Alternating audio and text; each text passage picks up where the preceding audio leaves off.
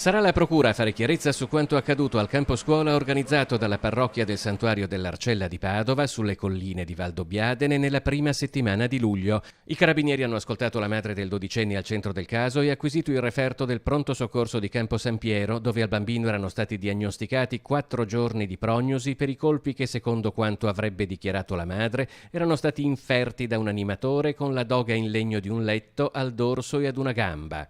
I carabinieri intendono ascoltare anche i genitori degli altri 34 ragazzi e ragazze di prima e seconda media presenti al campo scuola. Secondo il racconto di alcuni di loro, i comportamenti non consentiti sarebbero stati puniti con una severità crescente, con castighi che spaziavano dal sequestro dei cellulari a colpi di bastone su gambe e schiena da parte degli animatori.